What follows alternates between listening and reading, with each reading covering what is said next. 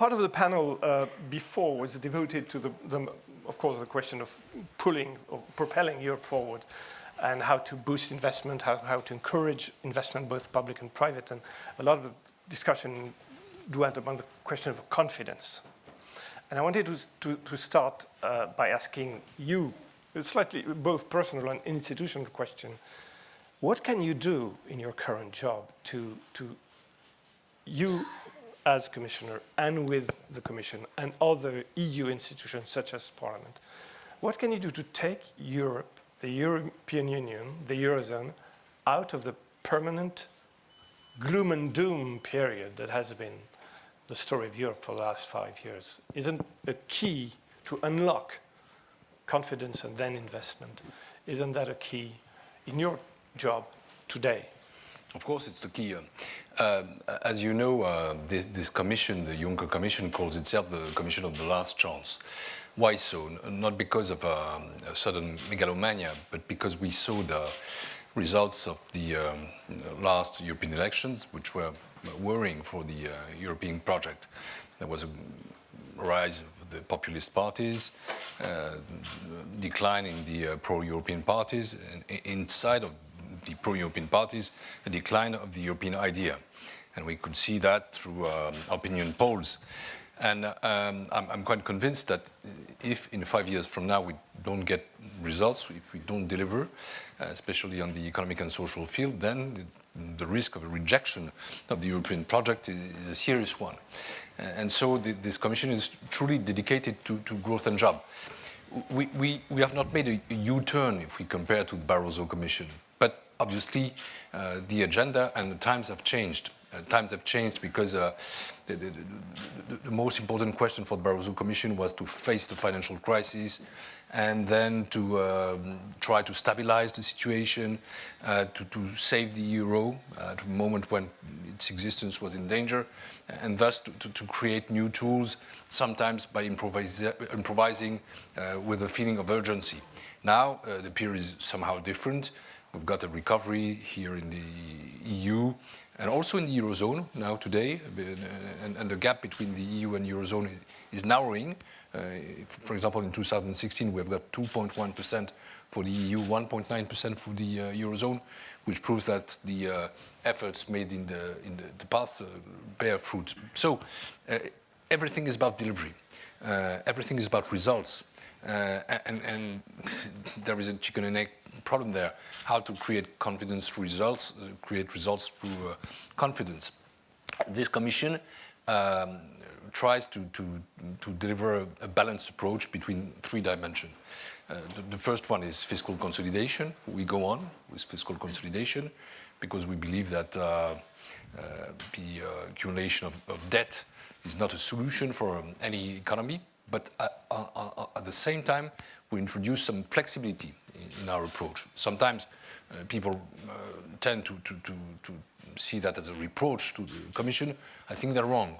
This Commission must go on with fiscal consolidation, but without damaging growth in any country in Europe, including in some countries that both of us know quite well. The second dimension of our policy is about structural reforms.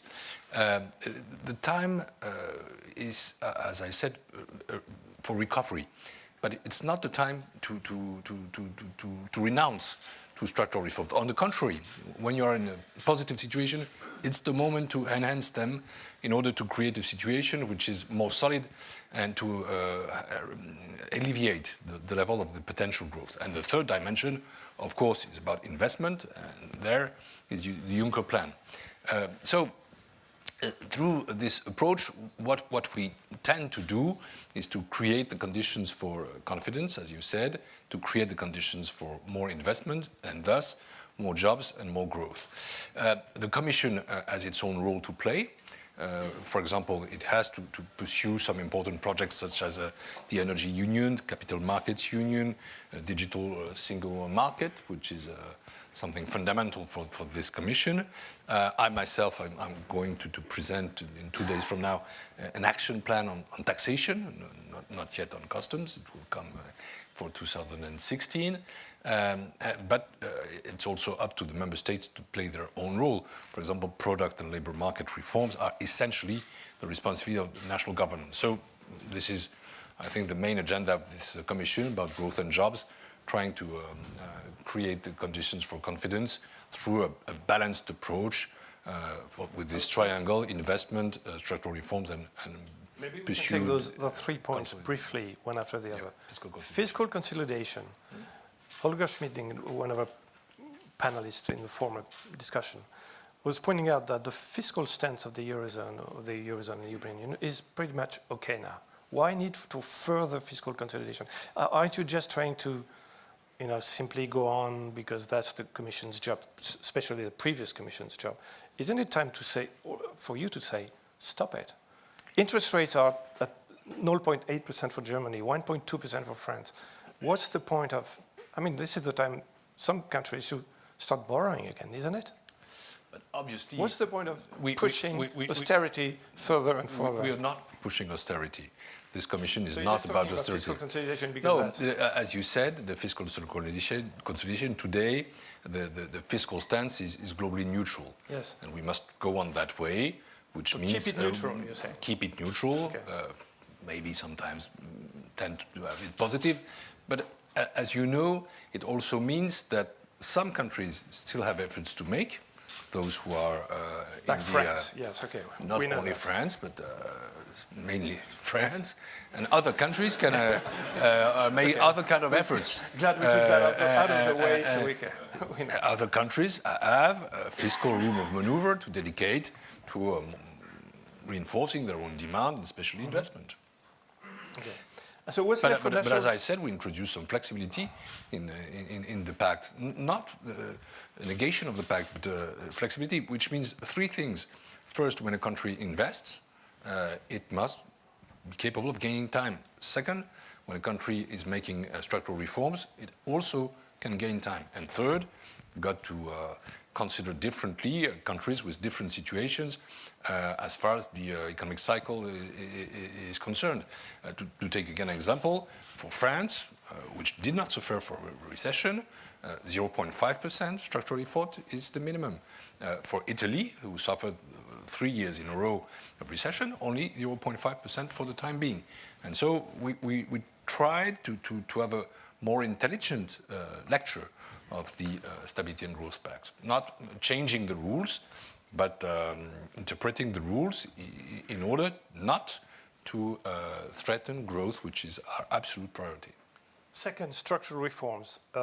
Jacob von Weizsäcker, also one of our previous panelists, talked about the old pain versus gain, and we seem to be highly skeptical of the, pain now will bring you gain shortly thereafter. Isn't there a point where structural reforms hits confidence, hits also political obstacles, so turns actually people against Europe, whereas supposed to bring them to the European project, the European perspective? I would agree on that.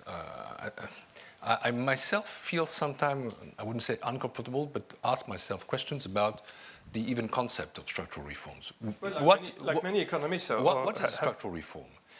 Structural reform, by definition, is a reform which is capable to change the structure of the economy and to have a more flexible, more competitive, more reactive, and more creative, more innovative economy.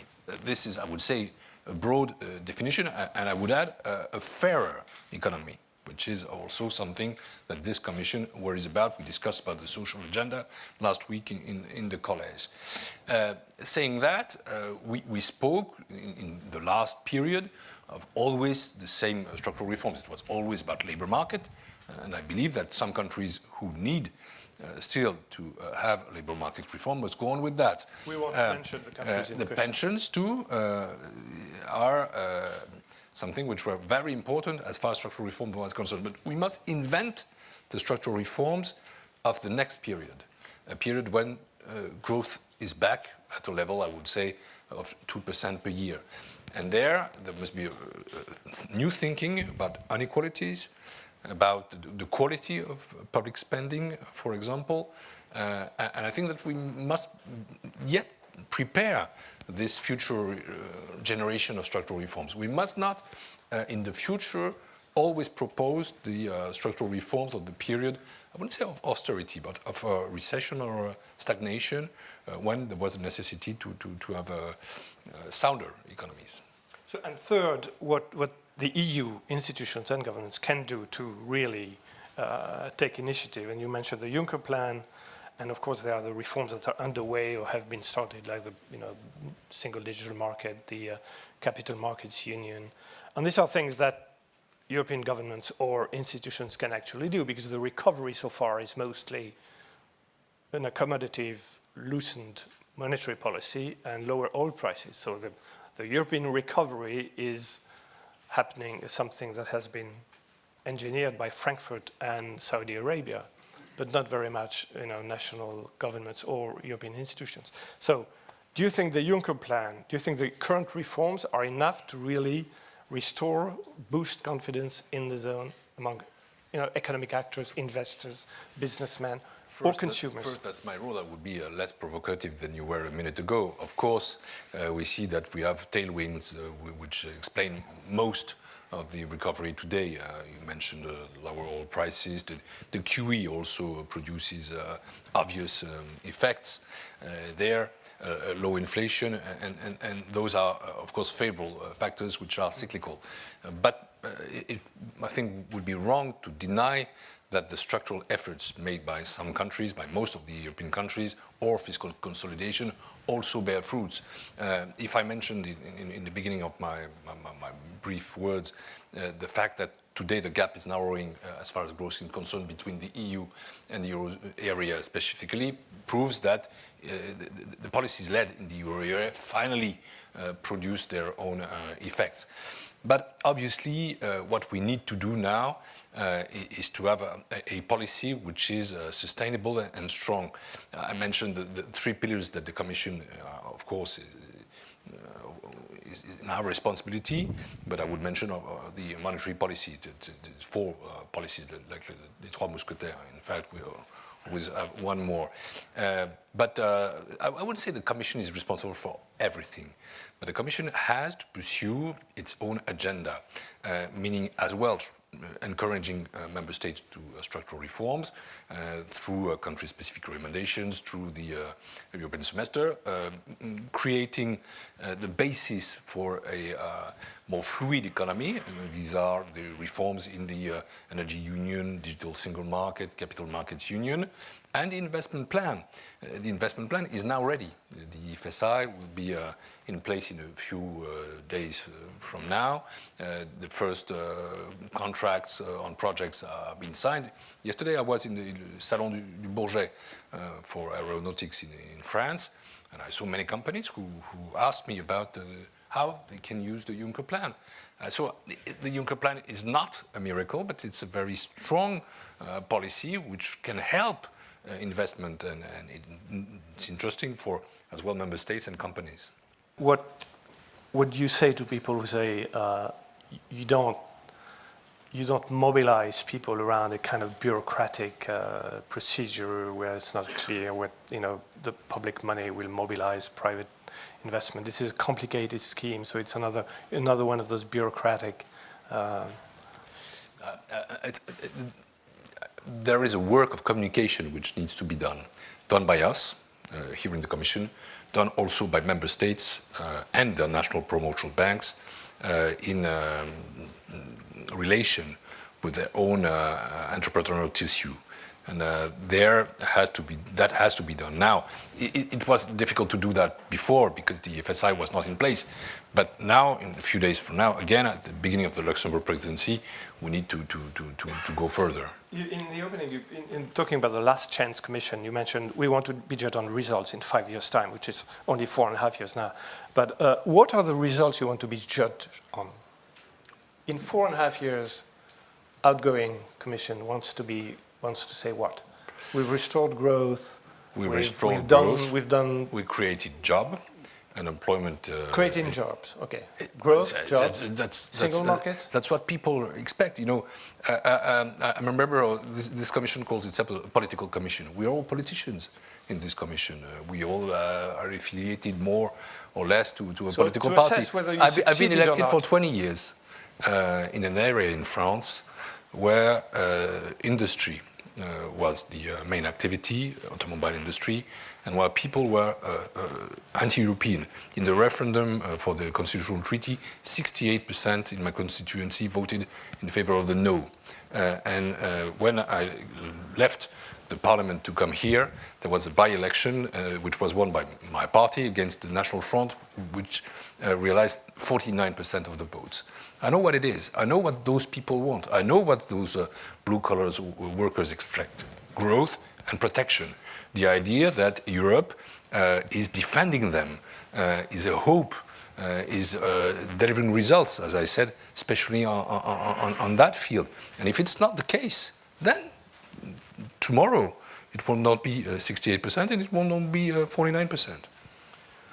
But through that, there is, of course, confidence, investment, and a more competitive economy, because we suffer from an investment gap in Europe. If the figures are difficult to establish precisely, but globally I would say that we are 15% under our level of 2007 as far as investment is concerned. And if it is still the case in the years to come, we will be in 10 years from now second division players, and we cannot accept that, obviously.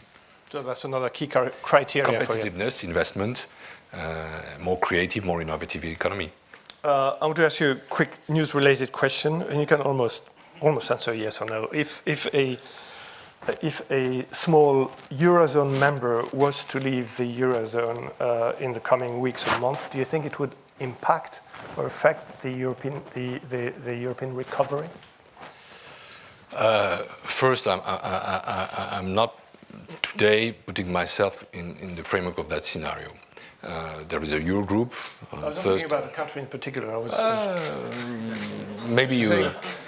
Is the Eurozone strong enough today? Then you make me more comfortable. To withstand. The Eurozone is today very strong and capable of addressing any kind of situation. But as a dedicated pro-European, I'm attached to two characteristics of the euro. The first one is integrity, and the second one is irreversibility. To me, the euro is more than a fixed rate zone. It's more than that. It's really a single currency. And a political project. Absolutely, that's what I'm talking about. And I think that any country which leaves the euro or which suffers inside of in the framework of the eurozone is a problem for the European project and for the euro project. Yes. So that's why we need to avoid it. The four presidents in the Eurozone are going to turn in a report in the days or weeks to come on further integration. What would you wish, as far as institutional steps, political steps, to see the Eurozone work better? I'm a bit embarrassed because I know what is the framework of the and I know you know. of the report of the 4+1 presidents, because we must not forget the president of the European Parliament, who is also involved in the process now. I think it's going to be ambitious enough, as well. Surprising? For those who thought that it would be a disappointment, it would be surprisingly ambitious. If I make myself understand. Managing expectations. No, I mean that the previous document are only raising questions or interrogations. Some could feel that there would be no answers. There will be answers. But okay, let's take in the abstract. Well, what we need today for the EMU. The EMU is not a complete project. It has to be completed, obviously, through political integration, through a stronger governance of the Eurozone, which is, to me, absolutely decisive. And also, one thing I'm attached to, and I think it will be covered in the report, is the fiscal capacity of the Eurozone. There is a debate about it. I think it is absolutely necessary. And I believe that this point must be addressed in this report. Is it a report that will generate heated debates among the member states? Or do you think it's a basis for consensus, or do you think it's ambitious enough to make progress, but I think it's subtle enough to create consensus, yes. And I hope it will be endorsed by the European Council. Thank you very much. Thank you very much, Mr. Moscovici. I know you have to go. Unfortunately, I would like to go on, but thank you. Thank you.